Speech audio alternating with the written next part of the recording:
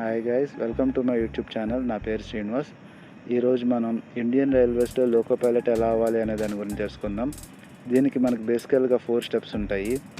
First step వచ్చేసి మనకి RRB ALP notification release చేస్తుంది. అఫీషియల్ సైట్స్ నుంచి చూసుకుని దాన్ని అప్లై చేసుకుంటాం.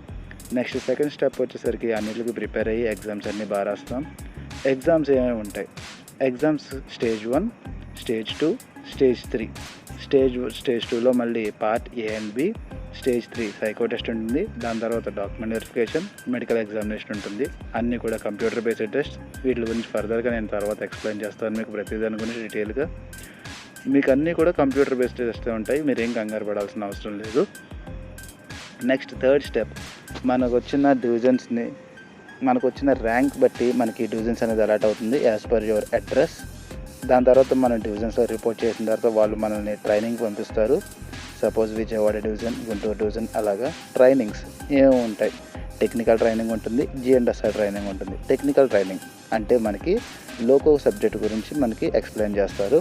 జిఎండ్ఎస్ఆర్ ట్రైనింగ్ అంటే మనకి ఏ రూల్స్ ఫాలో అవ్వాలి, ఎక్కడ ఎంత స్పీడ్ వెళ్ళాలి, ఏమేమి ఉంటాయి, ఏమేమి సిగ్నల్స్ అంటే ఏంటి, కాషనర్ అంటే ఏంటి, ఇలాగ ఫర్దర్గా మొత్తం మనకి ఎక్స్ప్లెయిన్ చేస్తారు.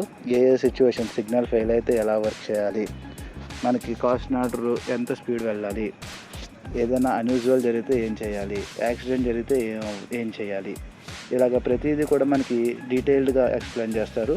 ఇది జిఎండ్ఎస్ఆర్ అనేది మనకు జెడ్ఆర్టీఐ జోనల్ రైల్వే ట్రైనింగ్ ఇన్స్టిట్యూట్లో జరుగుతుంది.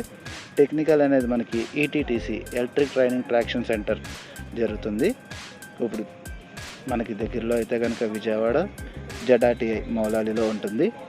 ఇవన్నీ కూడా మనకి అక్కడ నేర్పిస్తారు. మనం ఎలా వర్క్ చేయాలి అనేది అక్కడ తెలుస్తుంది. దాని తర్వాత స్టెప్ 4, మనకి లాబీస్ అనేది అలాట్ చేస్తారు మన యొక్క రెస్పెక్టివ్ డివిజన్స్లో. ఈ డివిజన్స్ అనేది ఎలా అలాట్ చేస్తారంటే మన యొక్క నియరెస్ట్ రైల్వే స్టేషన్, మనం ఎప్పుడైతే అప్లికేషన్ ఫామ్ ఫిల్ చేసినప్పుడు నియరెస్ట్ రైల్వే స్టేషన్ పెడతామో దానికి దగ్గరలో ఉన్న డివిజన్ని మనకి ఇస్తారు. ఇది కన్ఫామ్ ఏం కాదు, based on the merit and respective lobbies కూడా మన రిక్వెస్ట్ని బట్టి అండ్ మెరిట్ని బట్టి ఇస్తారు. ఇవన్నీ కూడా మనకి యాజ్ పర్ మెరిట్ అనేది బాగా గుర్తుంచుకోండి.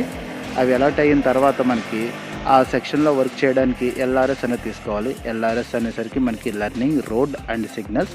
అవి తీసుకున్న తర్వాత మనకి వన్స్ అవి సర్టిఫై అయిన తర్వాత congratulations, you are now an ALP. Thanks for watching. Please like and share and subscribe to my channel Srinivas the loco pilot. For further details join my Telegram channel, link అనేది కింద ఇస్తున్నాను. Please check it out. Thank you.